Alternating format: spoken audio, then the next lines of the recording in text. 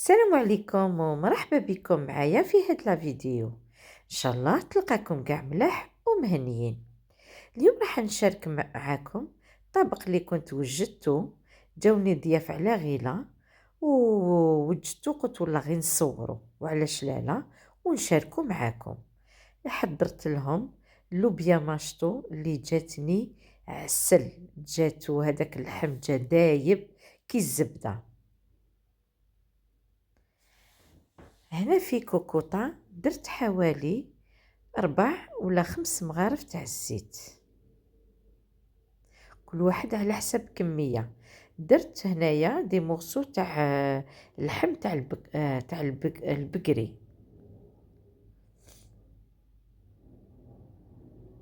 قليتهم بيان في هذيك الزيت.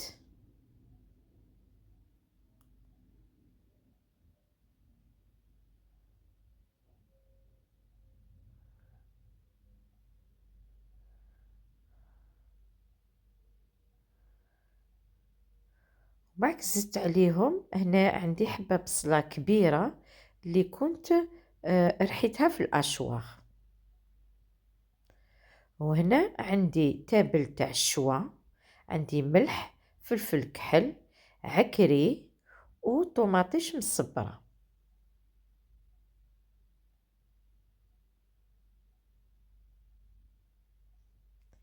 وهنا طوماطيش مصبرة ديروا على حسب الكمية، انا درت مغرفة كبيرة.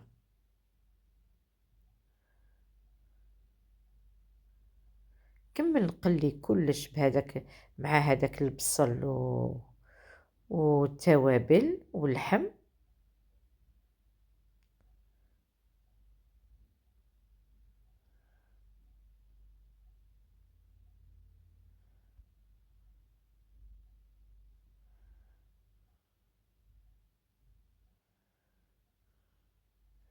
شوفوا كي يتقلى بيان وما زدتلوش مي با الماء،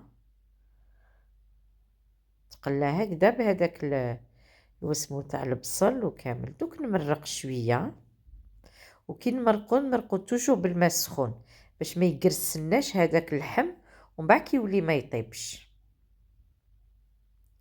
وكي نديرو الماء ما نديروش بزاف، جوست ابان لا تغطى شويه داك اللحم.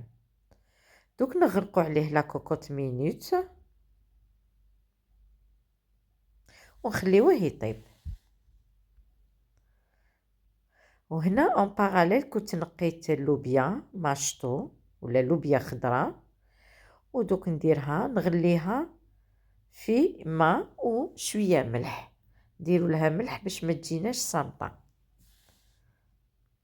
وكي نطيبوها نخليوها نص طياب.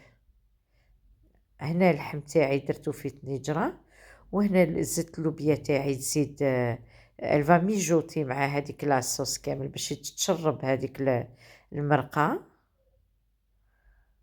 باسكو كيما قلت لكم ما درتهاش طيبه 100%. شوفوا مور ما كملت طياب في هذيك لاصوص نطفي عليها. وبعد انا قليت هنايا هاد اللوبيا تاعي زكيتها بلي فخيت، قليت شويه تاع بطاطا مقليه.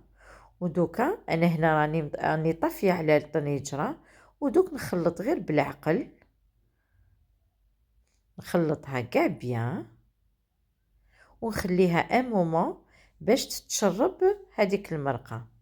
شوفوا في طبق التقديم مور ما تشربت هذيك اللي فخيت الوسم والبطاطا تشربت كامل. شوفوا هذاك اللحم كيفاش طاب الزبده، بورتون حم البقري.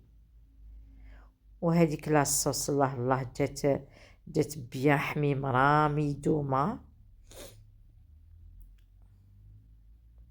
وصدقوني هاد البلا الضياف تاعي عجبهم مكاش، والله غير جا هايل، جاني عسل وحمر لي وجهي.